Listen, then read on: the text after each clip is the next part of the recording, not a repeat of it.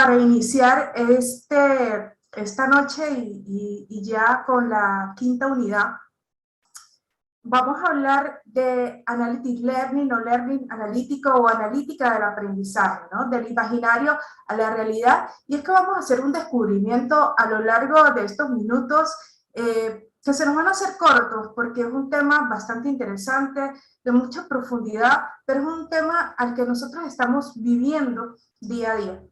Y es que en el 2021 hay algo bastante interesante y ustedes están viendo ahorita en pantalla.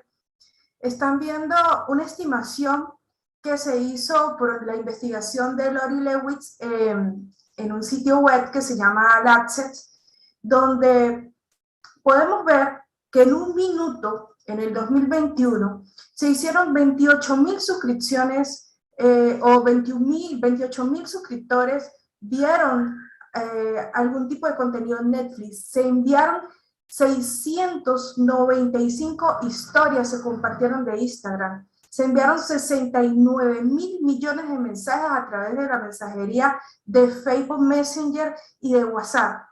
Esto es interesante y es que si nosotros analizamos lo que está sucediendo en un minuto en Internet, podemos tener otro dato significativo y es que nosotros tenemos los seres humanos en una media ahorita de 6,54 minutos al día de conexión en Internet.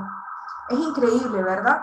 Imagínense solamente lo que sucedió hace 25, hace 30 o hace 45 minutos con ustedes, o lo que está sucediendo ahorita. ¿Cuánta actividad digital están generando? ¿Cuántas huellas? ¿Cuántos rastros están dejando? Y ese va a ser parte del tema de esta noche. El tema que vamos a ir hablando de esta analítica del aprendizaje y cómo los datos son fundamentales. En este sentido, y es interesante nosotros ver estos números espectaculares que están viendo ustedes ahorita en pantalla y cómo el Internet y las nuevas tecnologías han provocado este aumento de datos disponibles.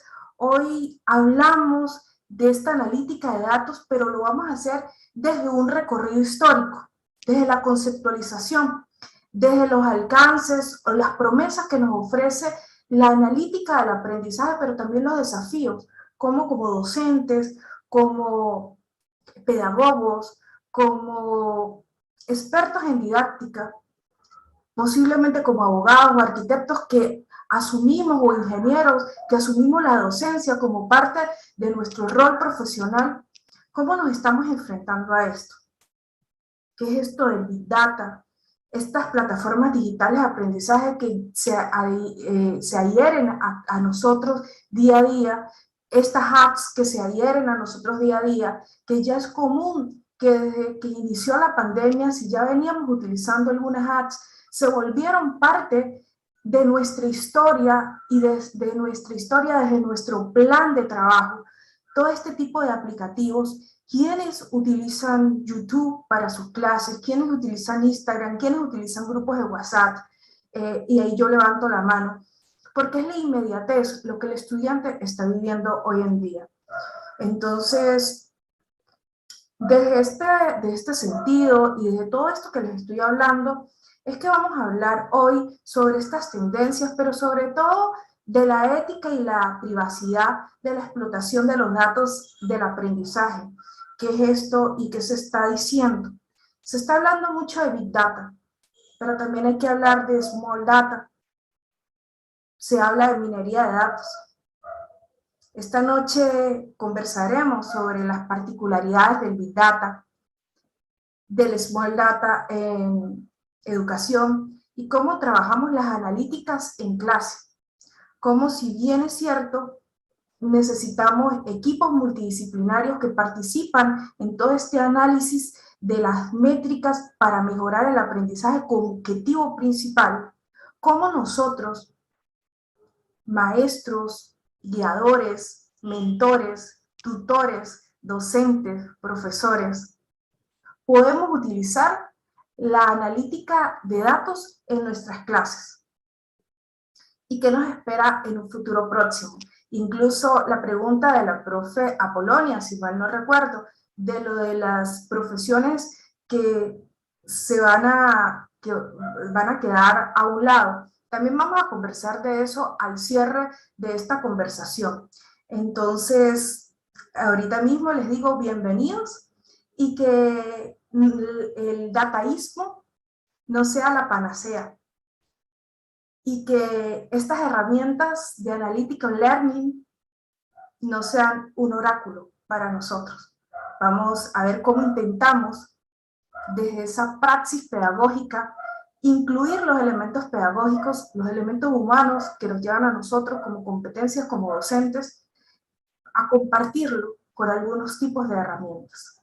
Bienvenidos a esta noche y a este del imaginario a la realidad. Entonces, para adentrarnos a este ejercicio, lo primero que tenemos que determinar o tenemos que ir reconociendo para poder entender todo este escenario de cómo es esto de la analítica, cómo es esto de la métrica, cómo yo puedo utilizar todo esto a mi favor dentro de mi clase, porque al final de la historia, los que estamos hoy aquí reunidos somos maestros. Maestros que estamos apoyando también a maestros, que estamos contando nuestras experiencias. Entonces, vamos a ir tocando el tema de un término bastante interesante para poder entender, y es el término de los datos. Si nosotros vemos una definición, Gandowski, 1999, dice que es todo aquello que puede ser procesado o transformado mediante procesos computacionales o mentales.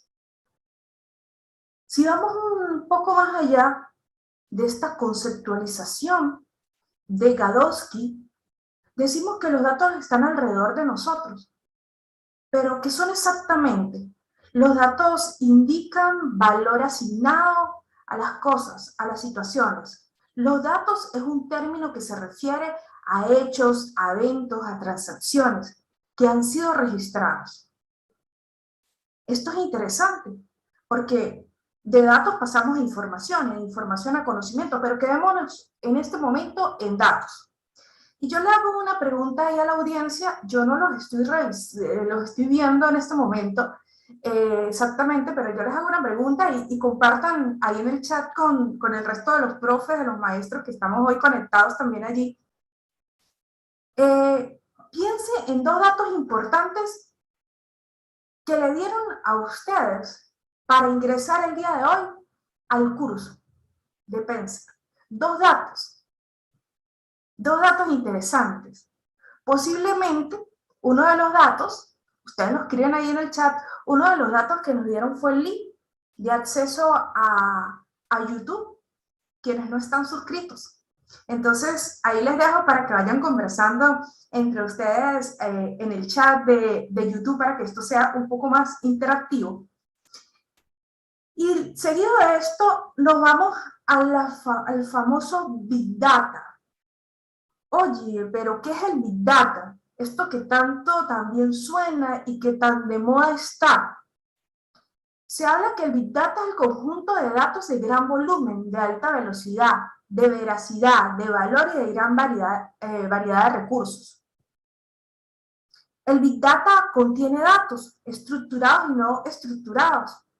Los estructurados como por ejemplo, los nombres de los docentes que están participando hoy acá y que están en el chat con su ID o su número de registro de nacimiento, de cédula de identidad. Esos son unos datos estructurados. Pero los no estructurados pueden ser audio, fotografías, algún tipo de me gusta, algún comentario en alguna red social. Pero los big datos o la big data realmente se habla y no se tiene un término específico o una cantidad específica cuando los datos ya empiezan a ser big data, ¿no? Porque vamos a hablar del small data o de data pequeña y de data grande. La gente dice, o en los escenarios de todo este movimiento, se habla de que Big Data ya es cuando usted tiene más de 1 millón de registros. Se habla también de algunas capacidades, de algunos gigas, de cantidad de almacenamiento. Pero en las comunidades de expertos hay algo interesante, y esto es para que no se les olvide, como parte de la metacognición allí, y es que cuando se habla de Big Data, es todos aquellos datos que realmente bloquean Excel. Cuando usted ya, en Excel usted ya no puede trabajar con esos datos y se le bloquean, ahí ya se le llama Big Data. Esto a modo de chiste que se habla dentro de la comunidad de expertos. Pero la Big Data, o esto del Big Data, son parte de todos esos datos grandes que tenemos de usuarios registrados. Por ejemplo, usuarios que acceden, por ejemplo, a Instagram. ¿Cuántos usuarios tenemos en Instagram? ¿Y cuántos datos de esos usuarios tenemos? También de los estudiantes que puede tener una institución de educación superior. También podemos hablar de ventas, de matrículas, de calificaciones, de productos, de inventarios. Podemos hablar de las transacciones que genera una banca. Todo esto está asociado a lo que es Big Data. No podemos utilizarla de manera como usuario final. Ella necesita un tratamiento específico. Yo les pido a ustedes en este momento también en el chat que cuando estamos hablando de Big Data, piensen en dos organizaciones, no tienen que ser educativas, piensen en dos organizaciones de la vida, donde ustedes, de su contexto, donde se utilice Big Data en este momento. Ya les dije, los bancos, ya por allí les dije Netflix, Instagram. Entonces, allí en el chat pueden ir colocando dos organizaciones o empresas que utilicen Big Data en este momento. Otro elemento que también es importante reconocer es el Machine Learning. Y resulta que cuando nosotros hablamos de esto, nos vamos a la referencia que tiene Michelle, 2016, y dice que el Machine Learning es el estudio de algoritmos de computación que mejoran automáticamente su rendimiento gracias a la experiencia, a un programa informático que aprende sobre un conjunto de tareas gracias a la experiencia y usando una medida de rendimiento, de acuerdo al desempeño y a mejorar la experiencia. Pero esto del Machine Learning realmente busca es que las máquinas tengan la capacidad de aprender aspectos y situaciones de la vida cotidiana que hacemos los seres humanos. De allí que el Machine Learning está detrás de las recomendaciones, por ejemplo, de las películas o de las series que nosotros vemos en Amazon Prime o en Netflix. Allí tenemos específicamente. Pero también de estas recomendaciones, también lo podemos ver, y en el marco de la educación lo estamos viendo en algunos proyectos que se están generando y que los vamos a ir abriendo más adelante, proyectos que se están dando, como por ejemplo alguna editorial que está trabajando en estos momentos o que se está trabajando en libros que están tienen un sistema de adaptación utilizando algunos elementos del Machine Learning, de la minería de datos, para poder llegar al Learning Analytics, para poder darle al usuario realmente y darle los capítulos de acuerdo a sus capacidades de aprendizaje, a sus estilos de aprendizaje, poderles dar los capítulos que realmente puede ir alcanzando su proceso de aprendizaje. Entonces, yo los invito, les voy a compartir a través, permítanme un momento, a través del chat. Voy a entrar un momento al chat y les voy a compartir un link de un video, es un video muy corto, donde ustedes pueden ver cómo se puede evidenciar el Machine Learning para poderlo comprender en su totalidad en un video. Entonces está en el chat de YouTube.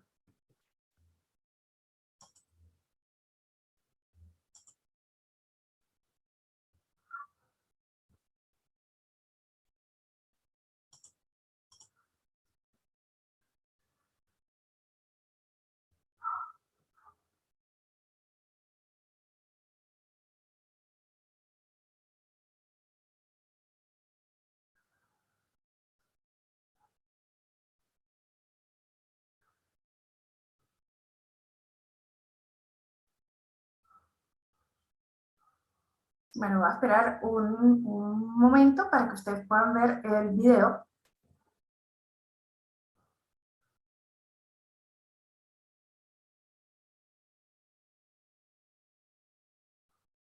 Bueno, entonces, igual les queda allí el link del video dentro del chat de YouTube. Y es que este elemento es bastante interesante. Miren, Perdón, profesora, ¿me puede ¿sí? por favor facilitar el link aquí por el chat de Zoom para poderlo compartir en YouTube? Vale, vale, vale. Muchas gracias.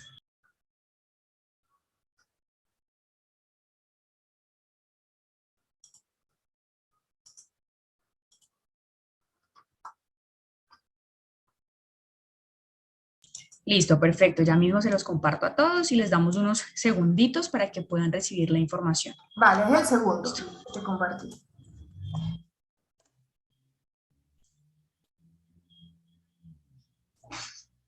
El segundo. Ah, ok, listo. Sí.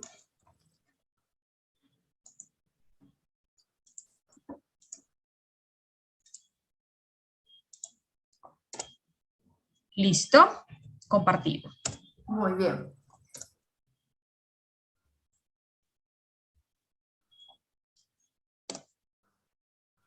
Ok. Ok. Entonces, bueno, ya se los están compartiendo allí. Igual vamos a seguir. Y ahí queda en el chat para que ustedes puedan ver y puedan hacer esta articulación entre Machine Learning y el video, de cómo se puede ver. Y luego viene un término bastante interesante, la famosa minería de datos. ¿Y esto de minería de datos, de qué se trata? Es el proceso de hurgar en los datos para descubrir conexiones. Miren qué interesante. Ocultas y predecir tendencias futuras dentro de una historia.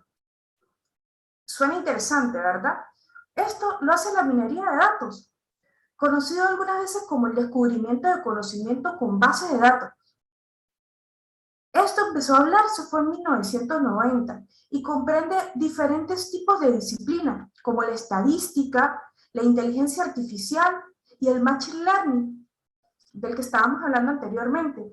Y es que la minería de datos realmente lo que busca es ver, por ejemplo, que nosotros coloquemos un foro,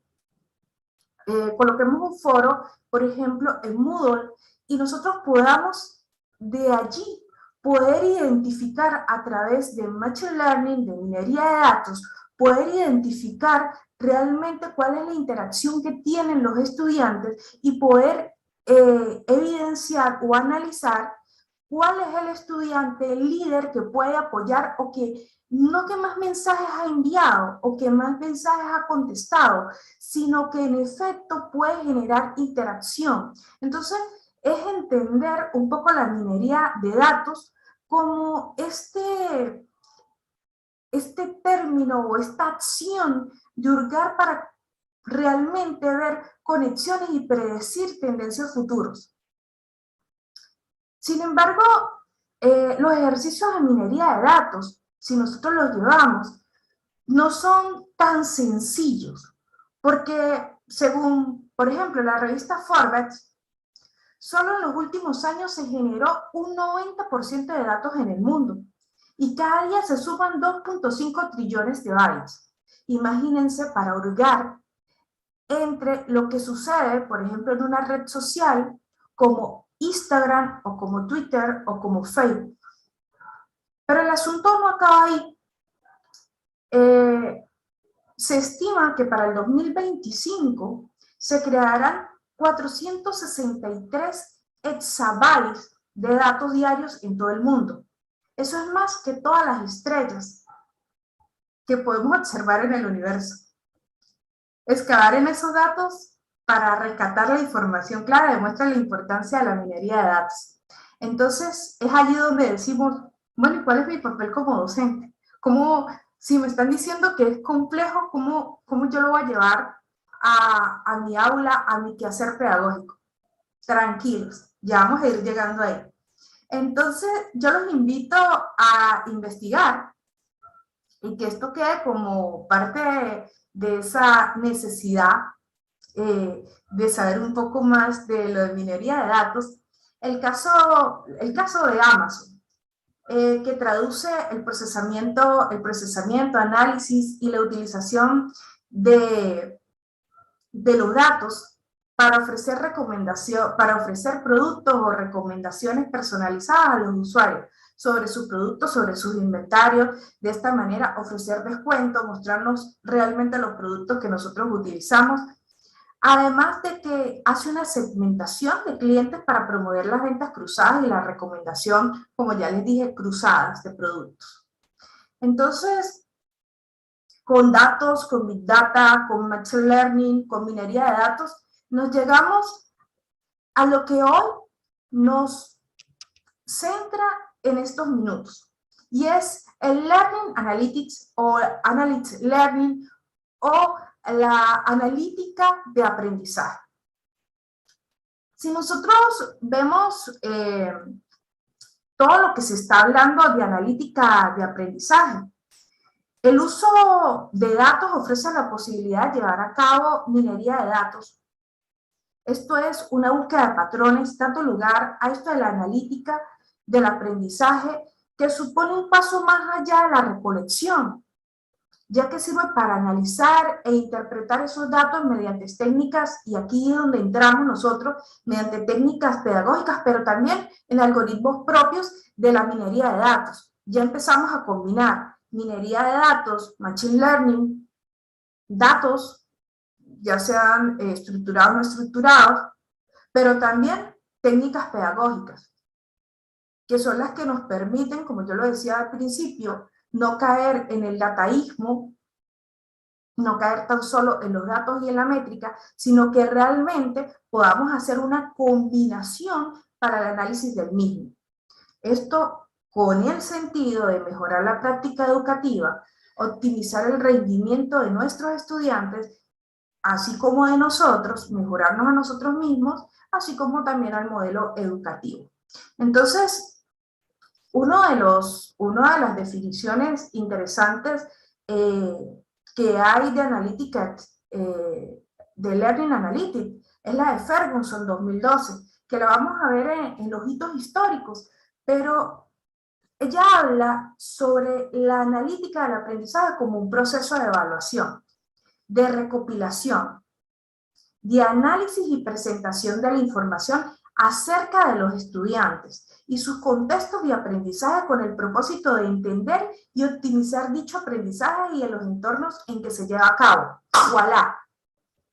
Eso era lo que estábamos esperando los profesores. Suena interesante, ¿verdad? Entonces vamos a ir viendo cómo esto de la analítica del aprendizaje,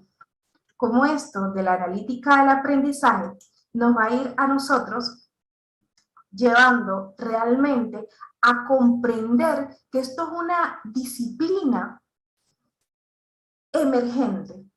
Learning Analytics o analítica del aprendizaje es un campo de investigación y de conocimiento emergente, relativamente nuevo, que viene y emerge en el mundo de la educación, trayendo profesionales profesionales multidisciplinares, tal como lo decía, mira que la maestra anterior, quien nos compartía allí diseño instruccional, nos hablaba de, oye, tenemos que tener un equipo multidisciplinario. Aquí tenemos también equipos profesionales transdisciplinares dentro de esta disciplina emergente, puesto que si yo soy una docente, que soy del área de arte e historia, tengo competencias pedagógicas, competencias didácticas, puedo hacer analítica, puedo leer algún tipo de métrica, pero posiblemente necesito de expertos en inteligencia artificial, en minería de datos, en machine learning, para poder hacer un análisis completamente o un modelo predictivo de lo que vamos a hablar. Aquí también entran los investigadores, los gestores de proyectos, la comunidad académica y sobre todo el contexto. Porque es que no todos los contextos nosotros los podemos igualar. O alguno de ustedes ha tenido la misma clase, por ejemplo, yo doy clase de, un ejemplo, Introducción a la Investigación, la sección 23 y la sección 24.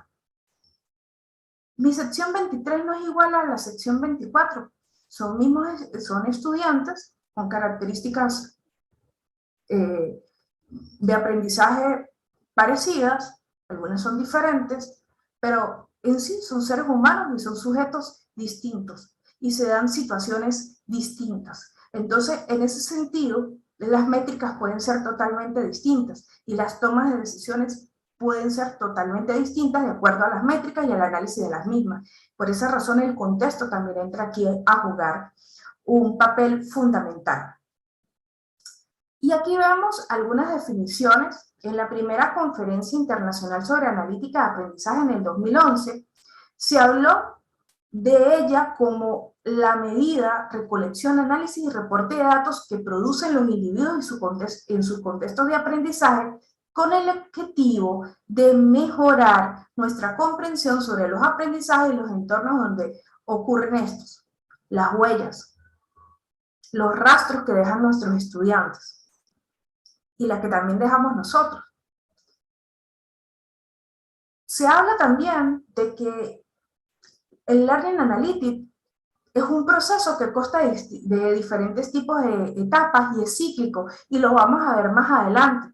Vamos a ver cómo todos estos autores que ustedes están viendo allí, como Greenwoods, como Dodson, como Becker o como Cloud, que es el modelo que vamos a mostrar, muestran las diferentes fases o ciclos que tiene el análisis de aprendizaje. Además de analizar el comportamiento del aprendizaje de los estudiantes, Learning Analytics permite una perspectiva de patrones de aprendizaje en sus conjuntos.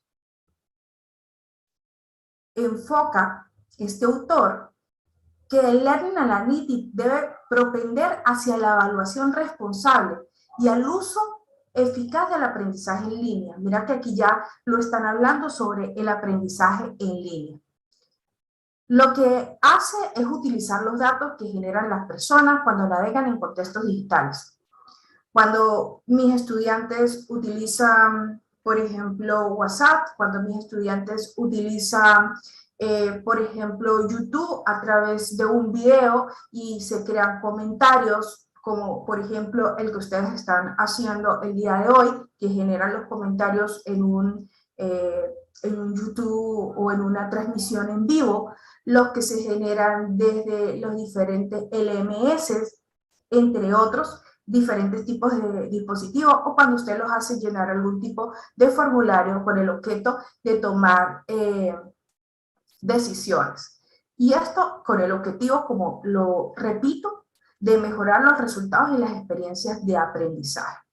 Entonces, ya vamos descubriendo un poco lo que es el Learning Analytics y qué tiene.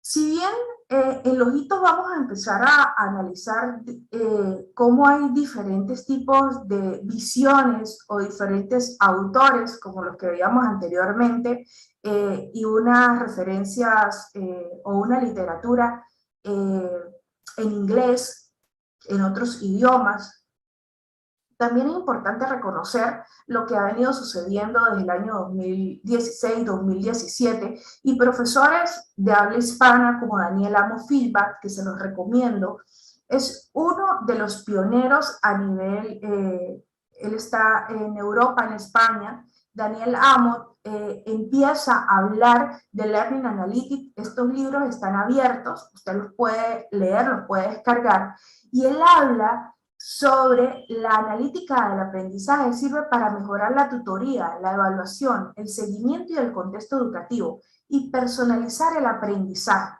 Miren, tan interesante lo que dice Daniel. Este libro, que es la narración de los aprendizajes a través de los datos, es del 2017. Pero si usted se quiere adentrar, y esto lo vamos a ver más adelante, para el 2020-2021, tiene otro libro que habla de las 30 experiencias utilizando datos de docentes en instituciones educativas, desde la experiencia de analítica de datos, desde herramientas que vamos a ver en estos minutos que nos quedan. Herramientas que posiblemente ya estamos utilizando, posiblemente ya estamos haciendo Learning Analytics y no lo sabemos. Vamos a conocer entonces un poco del movimiento de Learning Analytics a través de estos hitos, de este recorrido.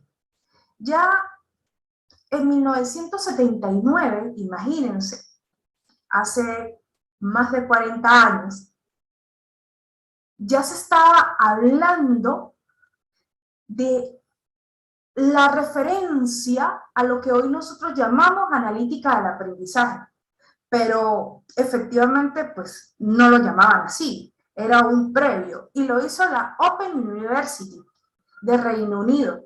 Y es que ellos en 1979 tenían el progreso, el seguimiento y el progreso de sus estudiantes de los últimos 10 años, es decir, desde el 69. Estaban haciendo seguimiento del progreso académico de sus estudiantes. Miren tan interesante esta experiencia que tenía la gente de Open University. Luego, en 1980, empieza a hablar, las escuelas de negocios y los modelos de negocios empiezan a hablar de lo que era Business Analytics, cómo utilizar métricas para mejorar los negocios, para mejorar las ventas, para mejorar la producción. Y esto se hace en 1980. Entre 1980 y el 2000, se empieza a hablar de Big Data y de minería de datos. Fueron los primeros encuentros con los volúmenes de datos en el mercado. Se empiezan a ver los grandes volúmenes. ¿Y por qué se habla de 1980 hasta el 2000? Recuerden el auge del movimiento y del nacimiento del Internet y de la usabilidad de los años 90, del año 2000. Por eso ya se empieza a hablar de lo que es Big Data y minería de datos. Pero no es hasta el año 2000 exactamente que se emplea este término por primera vez de lo que es Learning Analytics, pero se emplea con Michelle Castello en el 2000 en el estudio que estaban haciendo sobre e-learning en los negocios inteligentes. Si bien ya lo estaban haciendo y se está hablando efectivamente de e-learning, empiezan a hablar de la analítica, pero para negocios o para los business analytics. Entonces, allí estamos viendo. En el 2003 se hace un estudio, o se empieza a hacer un estudio sobre un enfoque analítico que buscaba poder entender o poder centrar todo el ejercicio del entendimiento y la optimización del aprendizaje de ciertos grupos de estudiantes, en un análisis de cómo era el progreso de unos estudiantes. Es decir, empiezan a hacer un enfoque analítico en una institución de educación superior. Luego, ya con este término y con estos análisis que se estaban haciendo, en el 2005, la gente de Blackboard, de la plataforma de Blackboard, empieza a popularizar el término de Learning Analytics, porque ya lo tenía con datos crudos, tal como también lo tenemos en Moodle, pero en ese momento un poco más básico, solamente estudiantes que se conectaban o cuántos minutos duraban conectados, un ejemplo, datos muy básicos, pero ya hablaban de Learning Analytics en ese momento. Luego, en el año 2011, se celebra la primera conferencia sobre Learning Analytics, que es la LAC 11.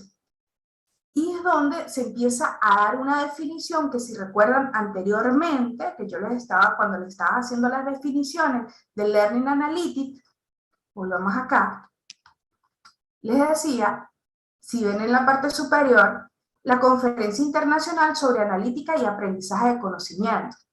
Allí fue donde se dio esta primera definición hecha por una comunidad que se estaba constituyendo.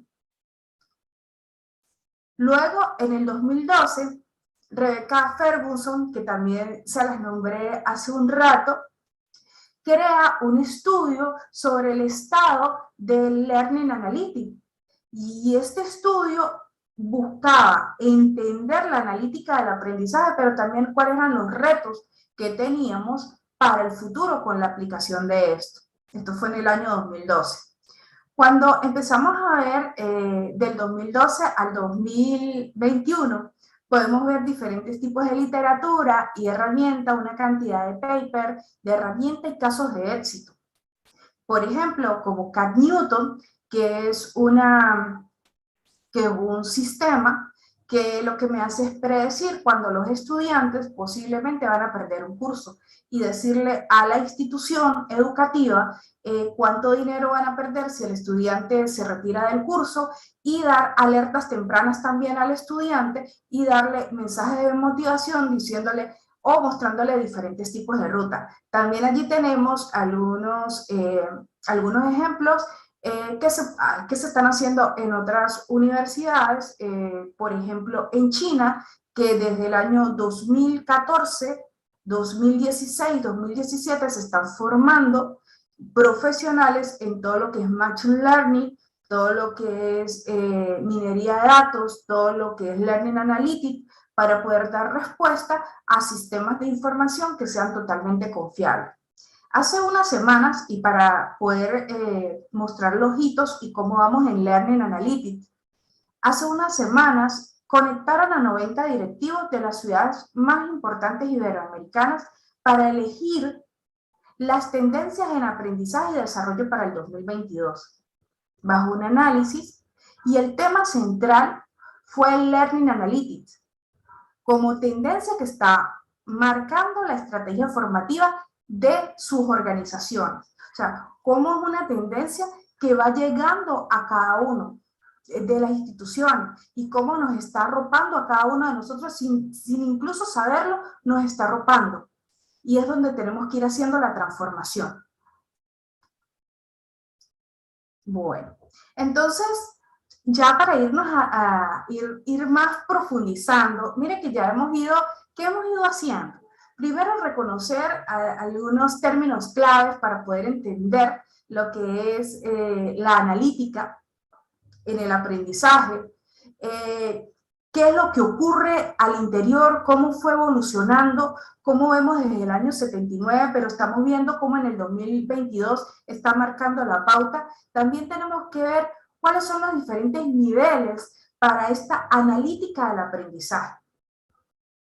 Estos diferentes niveles que a medida de que continúa el viaje analítico, es importante tener en cuenta estos 4 tipos de análisis que se pueden hacer y cómo funcionan juntos, comenzando con el análisis descriptivo para responder qué sucedió, para comprender por qué sucedió a través del análisis del diagnóstico, y una vez que se logra, se puede aplicar un análisis predictivo para comprender qué sucederá a continuación, lo que lleva a recomendar posibles mejoras a emplear.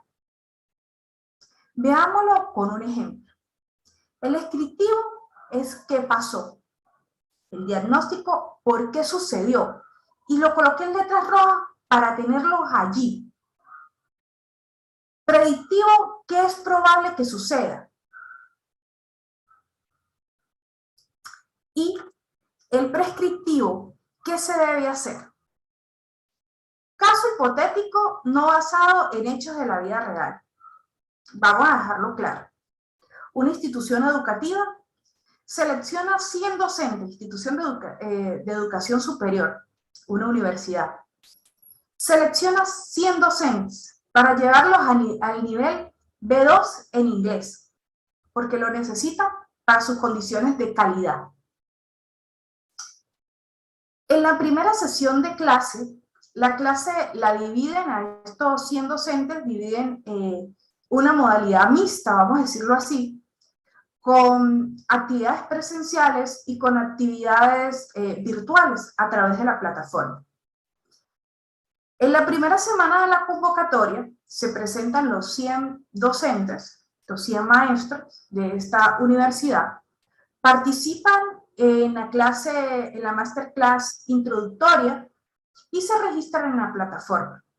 En la segunda semana, les voy a contar la historia. En la segunda semana, estos docentes ya registrados, posiblemente hay 80 registrados. Y en la segunda sesión o de actividades que tienen que hacer, solamente asistieron 73. Y así va sucediendo semana tras semana. En el primer mes se pide que digan qué pasó. Allí podemos hacer un diagnóstico, podemos hacer un análisis, primero reconociendo en ese primer mes qué es lo que qué es lo que sucedió, cuál ha sido la historia. Esto que yo les digo, ¿qué pasó? Puedo presentar una cifra, unos datos, decir estos números, poderlos determinar y decir, bueno, de los 100 docentes al cierre del mes solamente han participado 50 docentes en la plataforma y ha asistido a las actividades presenciales 23. Luego de esto puedo hacer un diagnóstico. ¿Por qué esto está sucediendo? Bueno, allí es un análisis mucho más avanzado, no es tan solo unos datos de repente que me puede dar la plataforma, una asistencia donde puedo generar unos datos, cuántos docentes asistieron, cuántos no asistieron, quiénes entregaron las actividades, cuántos no entregaron las actividades, tal vez un reporte de datos crudos que me entregue la plataforma que estoy utilizando, que posiblemente es Moodle, que me dice que se conectaron, que no se conectaron, desde qué dispositivo se conectaron. Eso puede suceder en la fase número 1, en un análisis descriptivo. Pero en el diagnóstico ya vamos a un análisis avanzado que examina los datos o el contenido para responder a la pregunta ¿por qué sucedió? Aquí tenemos que utilizar técnicas como el desglose, el descubrimiento de datos, la extracción de datos, las correlaciones. Podemos entender posiblemente y poder hacer una correlación entre el horario del docente, posiblemente el horario en que él tiene que dar clase y las clases presenciales o las actividades presenciales a que él tenía que asistir, posiblemente se le cruzaban. Aquí también podemos ver que posiblemente no había un diseño instruccional dentro de la plataforma y no habían unos recursos que permitieran que el docente fuese en una secuencia para poder terminar también sus actividades. Pueden ocurrir muchas situaciones y aquí podemos generar un diagnóstico. Luego, podemos hacer un análisis predictivo. Este es otro tipo de análisis mucho más avanzado que busca utilizar los datos de información para responder a la pregunta ¿qué es probable que suceda? ¿Qué puede suceder? Si en un mes la tendencia es que solamente el 50% de los docentes está participando de manera virtual y solamente el 25% está participando de la manera presencial o de actividades presenciales, ¿qué puede suceder? Entonces, aquí tenemos que utilizar análisis de regresión, la previsión, estadística con multivariables, la coincidencia de patrones, el modelado predictivo y la previsión. Y aquí es donde necesitamos los expertos en las áreas temáticas, los expertos multidisciplinares, porque es que una sola persona no puede hacer Learning Analytics, por ejemplo, para dar una predicción. Y luego tenemos lo prescriptivo. Es un método de análisis que analiza datos para responder la pregunta ¿qué se debe hacer? Bueno, llegamos al mes número 6, el curso era, se perdieron tantos recursos, podemos sacar un análisis de los recursos financieros que se perdieron, de las horas y tiempos invertidos, de los docentes que llegaron hasta el sexto mes y posiblemente de los 100 llegaron 20 docentes solamente participando en la plataforma y 10 que asistían a las actividades presenciales. Entonces, a partir de allí, ¿qué se debe hacer?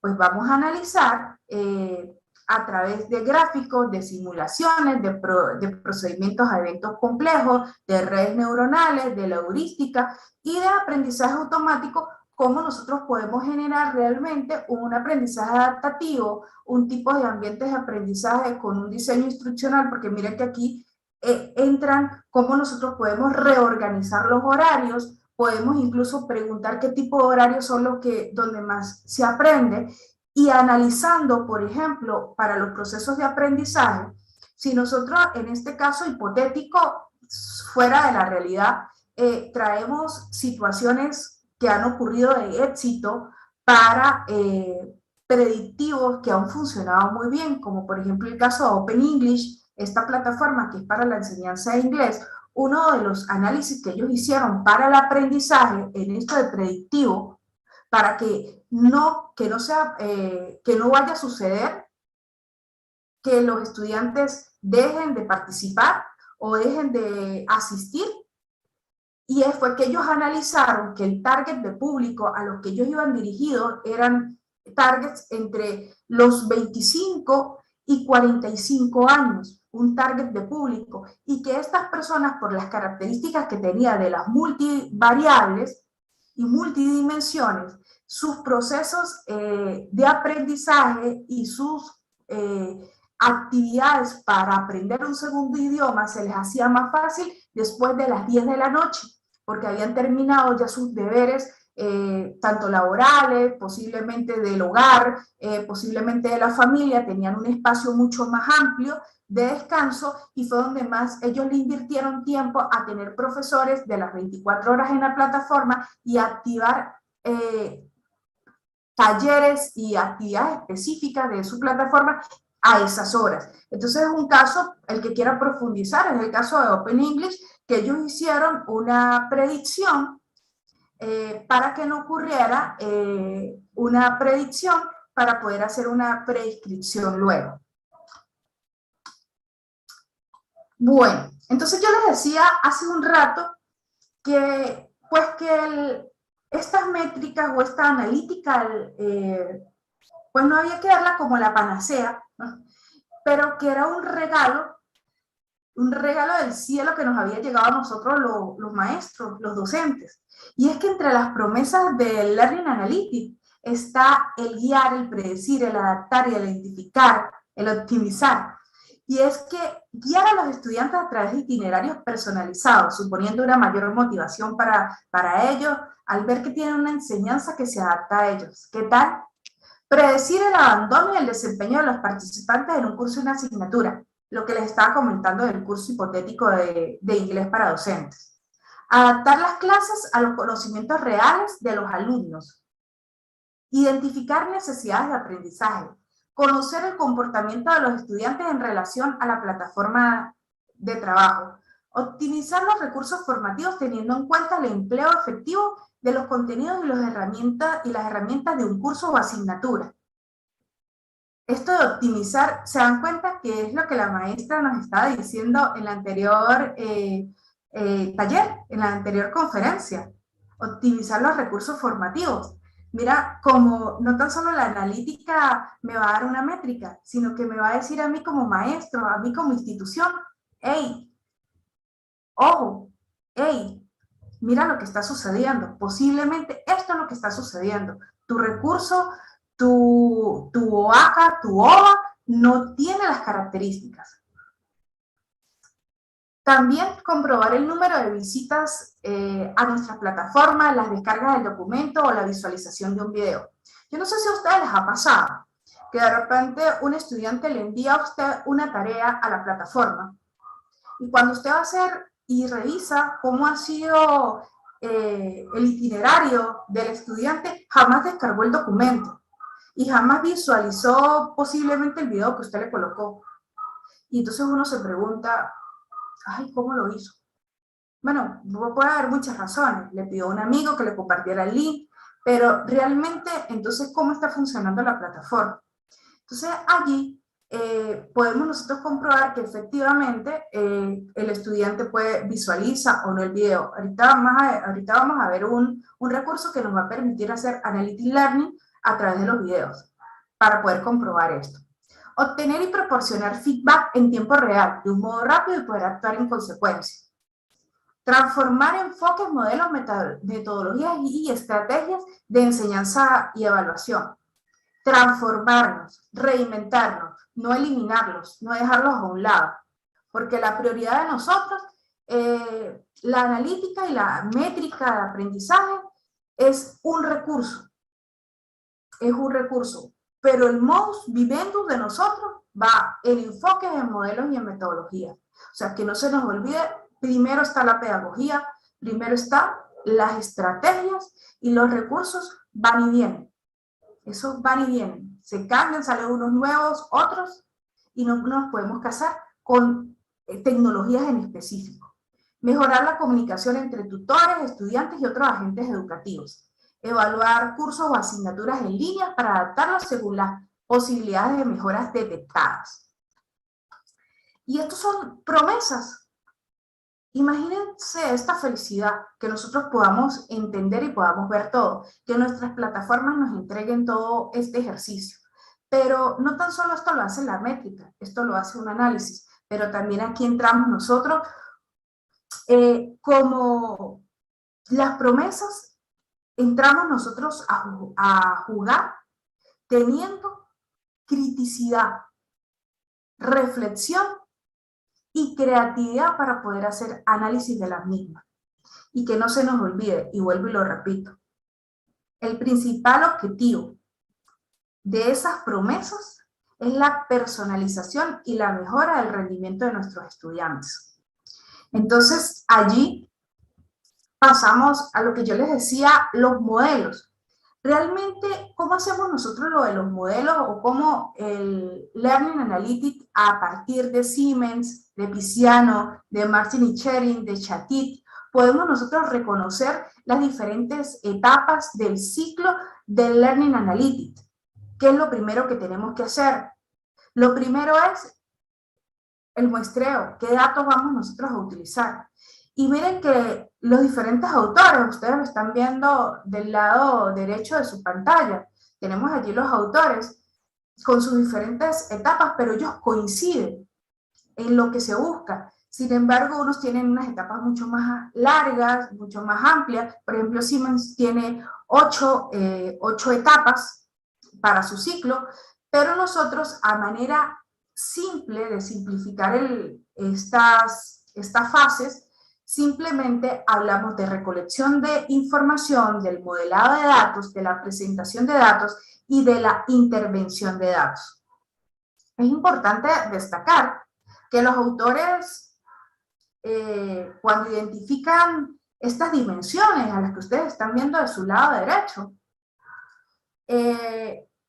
estas tienen unas limitaciones internas, la necesidad de poseer ciertas competencias básicas para interpretar los resultados y determinar acciones posteriores. Es decir, no todo se queda en la métrica, porque es que yo le puedo entregar a usted y le puedo decir que en este momento 27 de mis estudiantes de investigación en el aula posiblemente sacaron 3, 4. Otros sacaron 2 y otros sacaron 4, 5. Y me dan un dato, me sacan un porcentaje y me puedo quedar hasta ahí. La métrica me llega hasta ahí. Es el papel, ahí es donde yo tengo que tener competencias de alto nivel, que tienen que ser imprescindibles y tienen que ver con la relación con habilidades evaluativas, interpretativas y críticas, como experto didáctico, como pedagogo, como maestro, como el que conoce a mis estudiantes, porque es que en el aula ocurre que nosotros vamos reconociendo a nuestros estudiantes y Learning Analytics nos va ayudando, pero tampoco podemos dejarle todo al dataísmo. Entonces, hay que ser muy objetivo en el ejercicio. En este sentido, les muestro el modelo de Cloud 2012, donde utilizamos recolección de la información, modelado de datos, presentación de datos e intervención de datos. Recolección de datos, navegación de los recursos, como dentro de las plataformas, lo que hemos hablado, de dónde se sacan los tipos de datos, las discusiones en foro, las inscripciones a cursos virtuales, datos socioeconómicos, si es lo que necesitamos, reconocimiento facial, estos biométricos, si ya nuestros sistemas son expertos, bajo sistemas expertos que tienen la biométrica, entre otros. Luego nos vamos al modelado de datos. Allí ya tenemos nosotros métodos estadísticos y de aprendizaje automático con el fin de proyectar posibles resultados, predecir desempeño, comportamiento, logros en entornos digitales y fuera de ellos. Ahí entra Machine Learning, minería de datos, entra inteligencia artificial, entran un modelo bastante interesante para poder yo deconstruir y construir realmente estos datos y poderlos analizar. Luego viene la presentación de estos datos. Aquí tenemos que tener en cuenta, por ejemplo, los stakeholders, que pueden ser, o el público, que nosotros requerimos, para que les interesa la información, que son los docentes, que pueden ser los docentes, los coordinadores, la coordinación, la gestión académica, las altas direcciones, los rectores, los estudiantes, los colaboradores, los padres de familia, es decir, todos aquellos grupos de interés que vayan a ser afectados por la toma de decisiones a partir de los datos obtenidos y que ellos sean parte también de los datos, que es algo que vamos a hablar. Y luego viene la intervención de los datos como última fase del modelo de Cloud. Y es que la intervención de los datos va asociada a las acciones que se toman en consideración al análisis de datos. Cómo mejoramos la experiencia, cómo mejoramos los resultados, cómo mejoramos los entornos de aprendizaje. ¿Qué está sucediendo a nivel de las pruebas acá en Colombia, de las pruebas Saber Pro, en cuanto a las universidades, los resultados de las pruebas Saber 11 en cuanto a los colegios? Cómo nosotros a través de modelos realmente que conduzcan a un ejercicio, nosotros podemos tomar acciones totalmente ajustadas a las necesidades de nuestros estudiantes para poderlos ayudar a superar este tipo de pruebas. Entonces, aquí es interesante ir viendo o lo que puede ocurrir en el aula con 27 estudiantes o con sus 41 estudiantes. Hace rato decía, Colombia también tiene una masa gigante de estudiantes en un aula, más de 40 estudiantes. ¿Qué hacemos con nuestros 40 estudiantes si vemos que el 80% perdió álgebra? ¿Qué podemos hacer?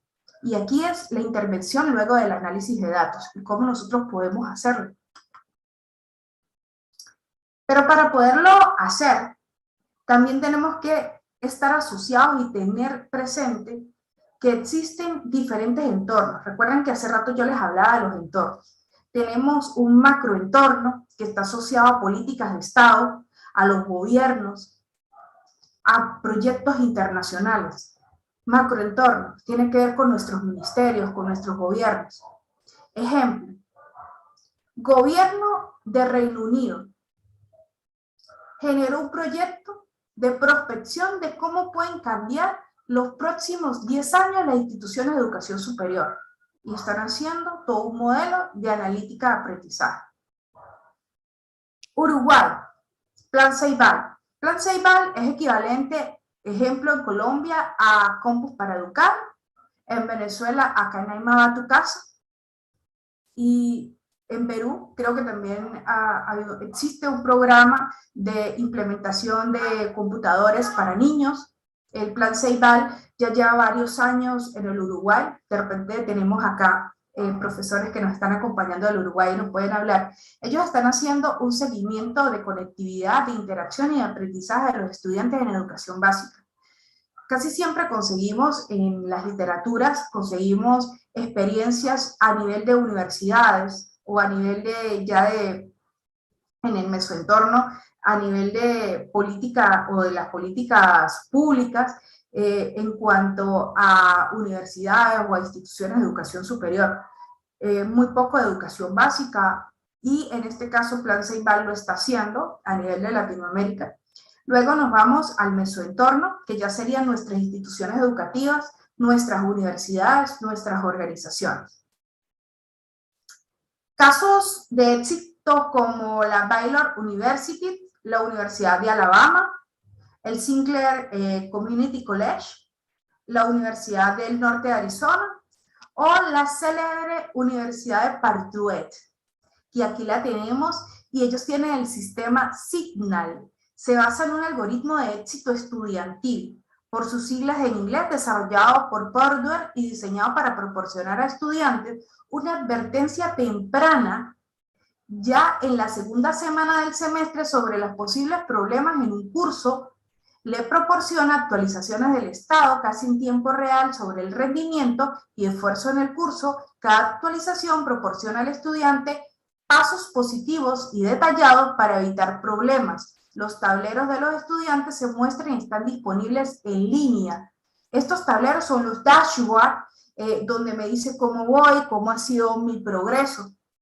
Esto es interesante con esta analítica porque nosotros podemos ver un ejemplo acá en Colombia, un ejemplo muy básico a través de un sistema experto muy pequeñito que tienen las escuelas de conducción acá en Colombia, que es a través de una app, te va haciendo un reporte y te va dando cómo va el avance.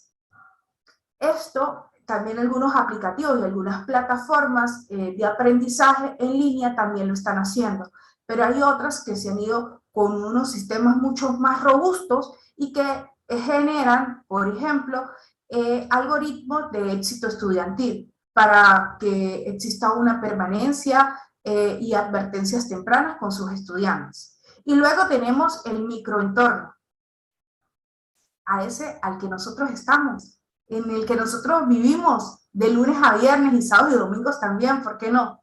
Esos escenarios de aprendizaje físicos y digitales que tienen que ver con los cursos, asignaturas que damos, con nuestros estudiantes, con nuestras titulaciones, etc. Entonces, esto es interesante y aquí ya para adentrarnos a esto del microentorno, y voy corriendo porque creo que se me está pasando el tiempo, yo no sé si me dicen cuánto tiempo me queda, pero ahorita viene lo interesante del microentorno para nosotros los profes. Ustedes me dicen cuánto tiempo me queda. Ok. Entonces, en el microentorno tenemos los escenarios de aprendizaje, estos escenarios de aprendizaje, y aquí tenemos a Daniel Amo, que yo les decía, con 30 experiencias de caso de éxito que tenemos. En este sentido, hablemos de Small Data en clase. Small Data es un conjunto de datos con un formato y un volumen que lo hace accesible, informativo y procesable. Es hacer entendible el Big Data.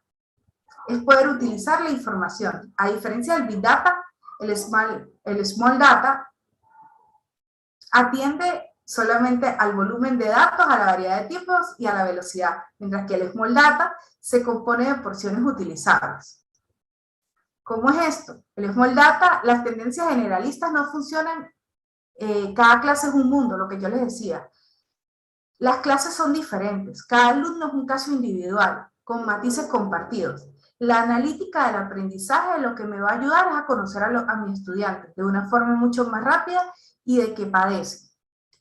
Este libro es bastante interesante, Small Data, las pequeñas pistas que nos advierten de las grandes tendencias, nos habla de lo que está sucediendo alrededor del mundo, pero también nos habla de algunos elementos educativos. Entonces, y aquí nos vamos precisamente al aula, cómo tutorizar, cómo evaluar, cómo hacer seguimiento a mi estilo, al estilo de cada uno de ustedes.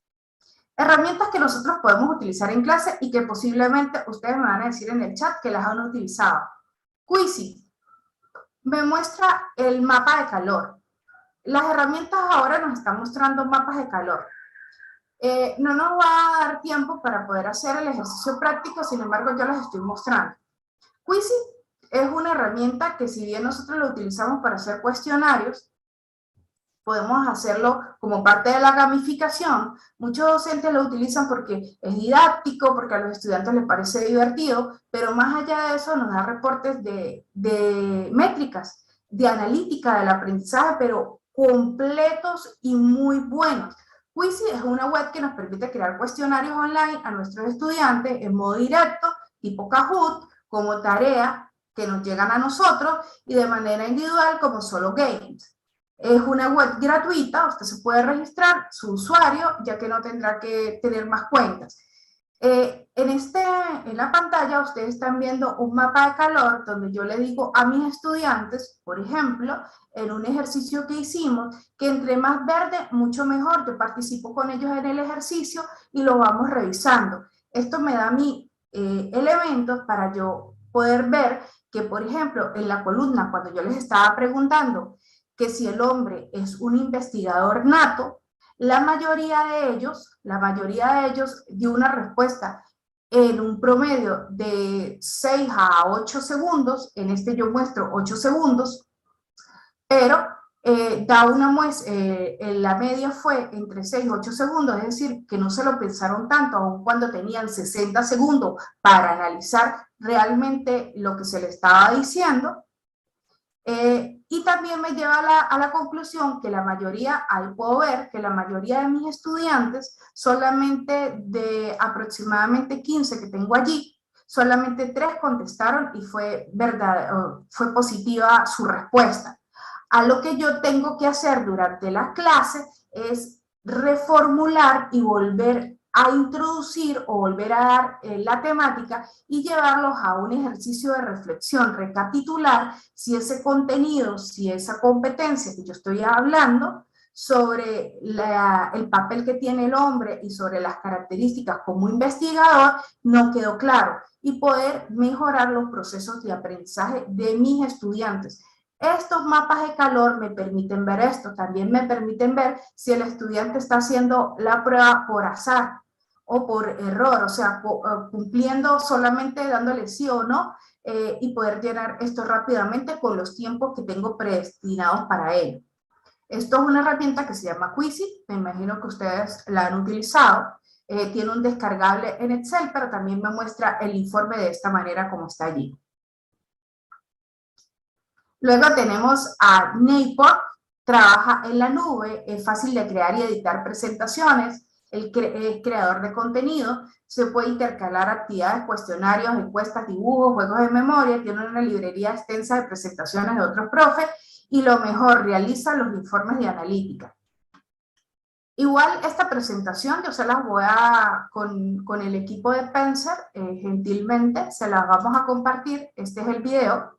Bueno, vamos a ver cómo se puede del informe a los reportes. que él genera, los reportes. Se escoge pues, la sesión que se quiere revisar, ¿cierto? En estos 3 puntos hacemos clic, vamos a reportes y pues nos va a abrir, digamos, las sesiones, las diferentes sesiones que hemos trabajado. Entonces aquí hago clic en pues, lo que quiero ver y aquí podemos ver que hay un resumen general, ¿cierto? Como con nombres de estudiantes.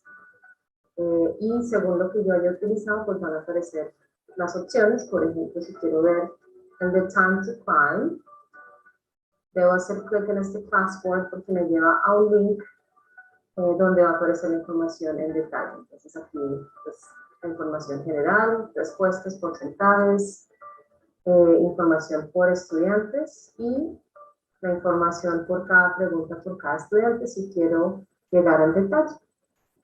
Muy bien, entonces esta es Naper, ustedes también la pueden utilizar, se suscriben y pueden empezarla a utilizar.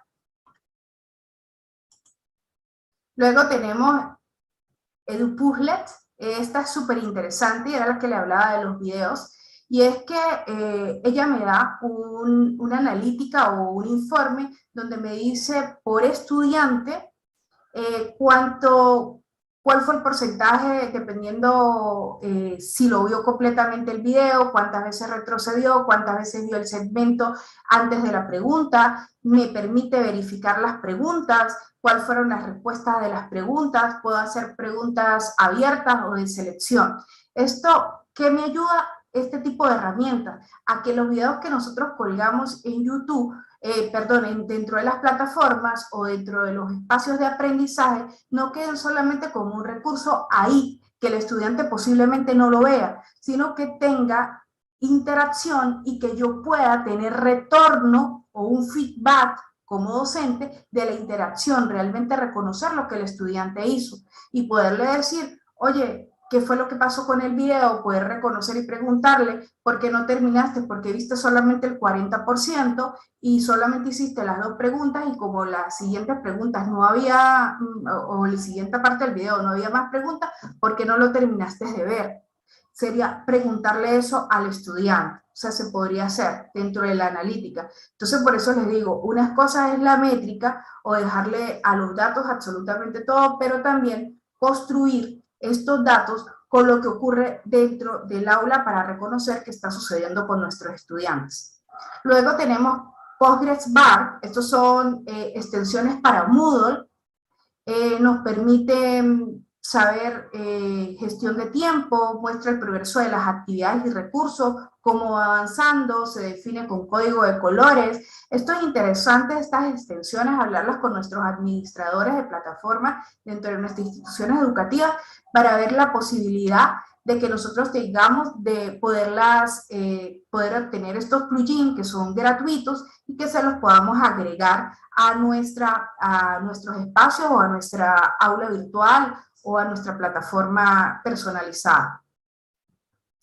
Este Gizmo también es para Moodle, es una extensión, es un plugin, y esto lo que me muestra es el número de accesos a recursos y actividades, número de envíos de mensajes a los foros, número de lecturas de los mensajes de los foros.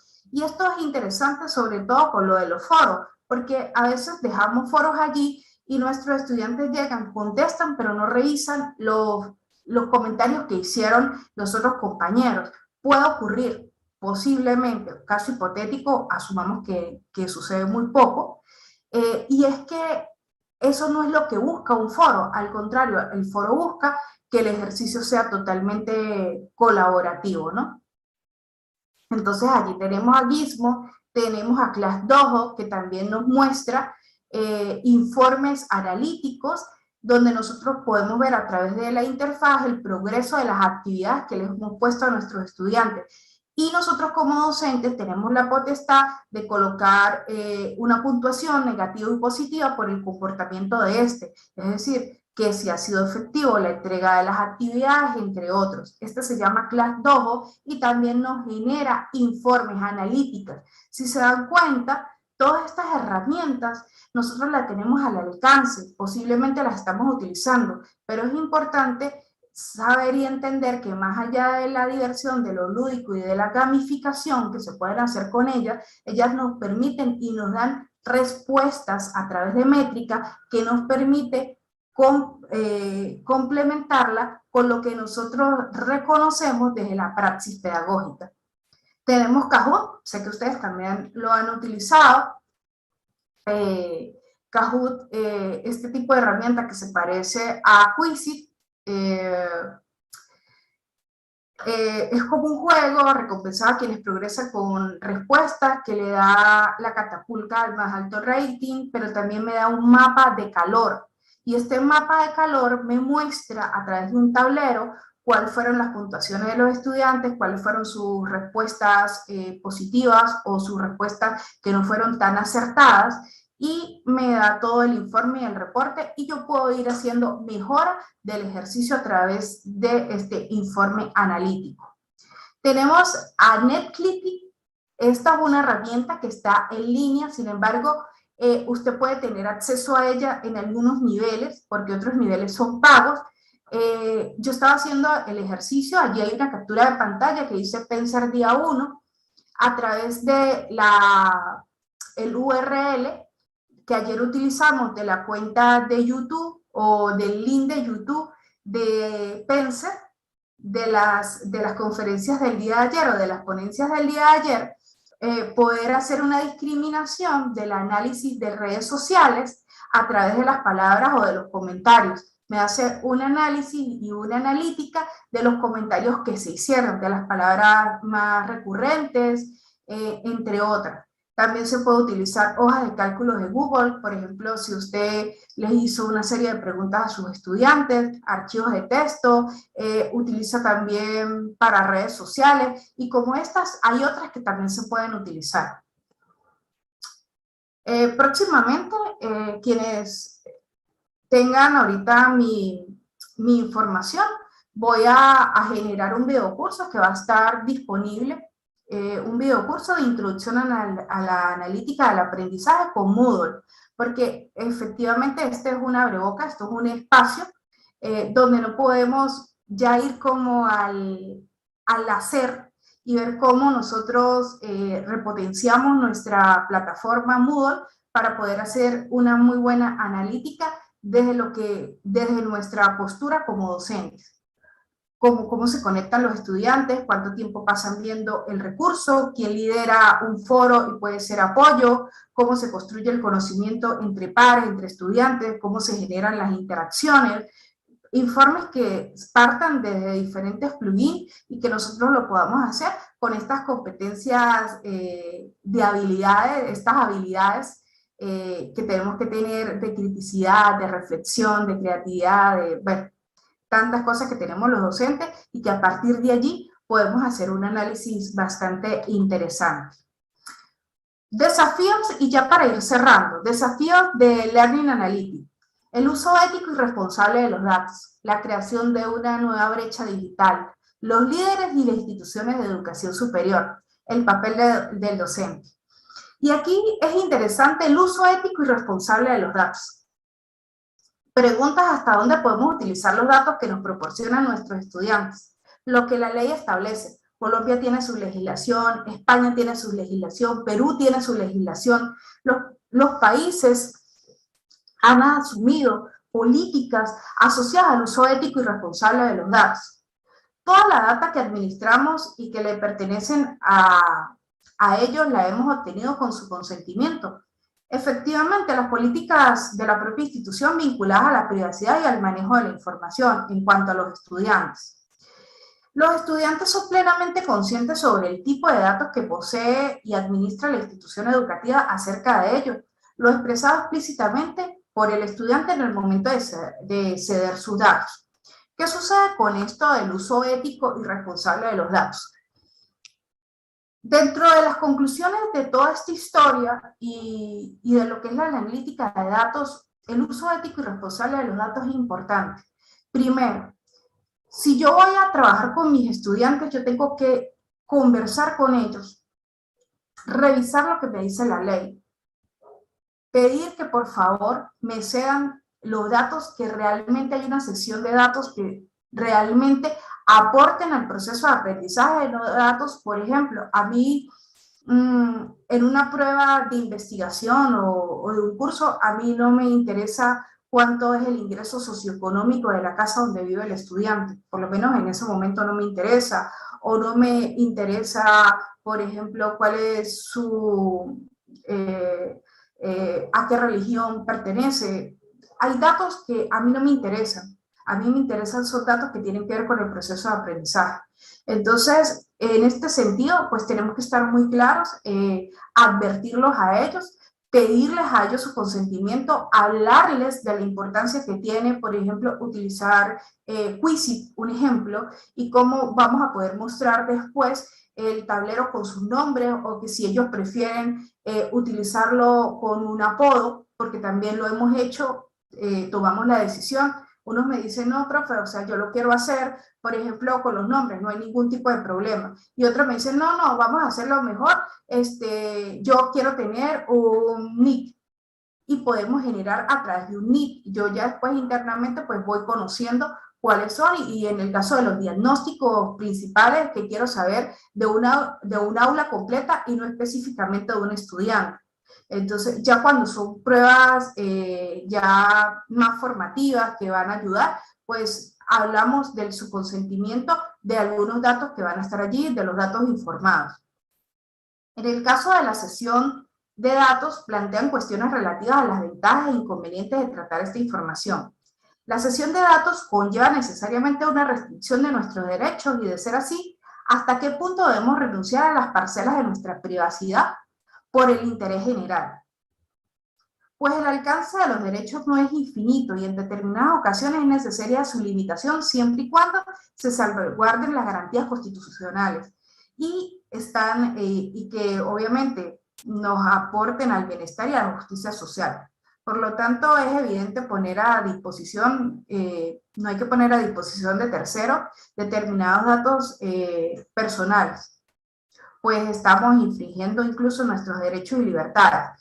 Sin embargo, si usted empieza a analizar cuántas veces usted le da a aceptar cuando está haciendo la instalación de un software en su computador, cuántas veces usted da su consentimiento. Entonces, acá con los estudiantes es importante poderlo conversar con ellos, poder establecer qué es lo que dice la ley en los diferentes países o diferentes países de nuestra región latinoamericana sobre el uso responsable de los datos. Sobre la creación, otro de los retos es la creación de una nueva brecha digital. Si estamos hablando de aprendizaje adaptativo, aprendizaje personalizado, aprendizaje que me va a ayudar a prevenir y a eliminar los riesgos de que yo pueda perder un curso, ¿cuánto esto puede costar y si realmente va a tener toda la población acceso a esto? ¿Qué sucede en las zonas rurales? ¿Qué sucedió ahorita en la época de COVID con las zonas rurales y cuando se empezó a hablar de las clases remotas? Acá también lo podemos traer. ¿Qué sucedería si solo los que pueden pagar, se pueden favorecer de las promesas que ofrece el Learning Analytics? ¿Cuánto cuesta una solución de estas para una institución educativa, por ejemplo, pública, de acá de Sincelejo, Sucre, Colombia? ¿Cuánto cuesta una solución Learning Analytics para un colegio de Trujillo, en el Perú? ¿Cuánto cuesta para una institución educativa pública en una ciudad como San Cristóbal, Táchira, Venezuela, poder tener totalmente un aplicativo como los que mostrábamos de las diferentes instituciones como Copérnico o entre otras, que le dan un seguimiento al estudiante? Soluciones de costo elevado, un costo que los menos favorecidos no podrían solventar, creando así posiblemente una brecha que divida a aquellos que tienen acceso a actividades de aprendizaje adaptativo, con inteligencia artificial, dashboard personalizados, reportes con estrategias de prevención, a aquellos que ni siquiera tienen acceso a un computador, o que son víctimas de la fiebre TIC impulsada por iniciativas del gobierno que son totalmente desfasadas, que al final uno pues no sabe dónde paran, ¿no?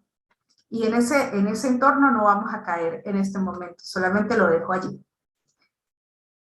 Líderes, rectores, directores, docentes directivos, líderes en general, instituciones educativas. Como todo, siempre surgen recelos, prejuicios y miedos en el uso de datos, en este caso de alumnos. Aparecen numerosas críticas al respecto. Y es que, ¿cómo se puede convertir esto en una herramienta de discriminación al predecir qué podría pasar con un estudiante? Por ejemplo, realmente, ¿qué puede suceder si yo le estoy diciendo a mi estudiante desde la segunda semana, si usted sigue así, usted va a perder el semestre, sin que realmente haya pasado? Filtrar a los estudiantes simplemente por buenos o malos, según los datos. Predicciones que pueden resultar peligrosas y pueden obviar otros aspectos que se deberían considerar. Como un mapa de calor de un quiz que no ha sido bien tratado en el aula, con niños o con adolescentes, incluso con adultos, puede hacer sentir mal y puede ser sinónimo de bullying, porque usted fue el que contestó todas y su mapa de calor está en rojo. Por eso utilizamos NITs, por eso utilizamos apodos que ellos puedan colocarse para la protección de datos. Y darle a entender al estudiante hacia dónde vamos nosotros, no hacia la evaluación, sino a la valoración para mejorar, para ser mejores cada día. Que podamos ser valorados por nuestro pasado simplemente analizando los datos y no por lo que podamos llegar a ser. No porque la historia ha sido que él siempre ha salido mal o que ella siempre ha fracasado. Que haya una intromisión en nuestra intimidad o una invasión a la privacidad. Nunca se debe olvidar que el objetivo educativo del uso de los datos debe ser un objetivo educativo. Es su única finalidad. Simplemente eso. Y ya para cerrar y darle respuesta a la profe Apolonia, pero sobre todo con nuestro papel. ¿Vamos nosotros a desaparecer? Y les recomiendo este libro, Andrés Oppenheimer, Sálvese quien pueda. Y es que nos tenemos que reinventar. Nosotros vamos los docentes no vamos a desaparecer, nos vamos a reinventar y nos vamos a transformar en actores expertos, en mentores y motivadores, en consejeros académicos, en evaluadores, en diseñadores de clases personalizadas, donde vamos a dedicar más tiempo en trabajar en fortalezas y deficiencias de cada uno de nuestros estudiantes para estimularlos, para ser más creativos y emprendedores. Donde nuestra prioridad va a ser cómo hacer que ellos encuentren la pasión, cómo fomentar en ellos la curiosidad, cómo enseñarles la perseverancia y a no rendirse ante el fracaso. Y es que las empresas, las organizaciones, le están pidiendo a las instituciones de educación y a la educación superior y a las medias, deben gente con habilidades blandas, que del resto me encargo yo. Y para cerrar esta noche, no me queda más sino decirle que para adoptar el Analytics Learning, las instituciones deben involucrar a todos los interesados. No se debe hacer sin avisarles, sin hacerles comprender de qué se trata. Esto de las métricas representa una ventaja para los líderes educativos para propender por la calidad educativa y la eficacia organizacional. El problema no es comprar o adquirir la tecnología, es que se sepa aprovechar de manera inteligente, adaptación cognitiva. Hay muchísima data que no la estamos aprovechando y con Learning Analytics la podemos hacer.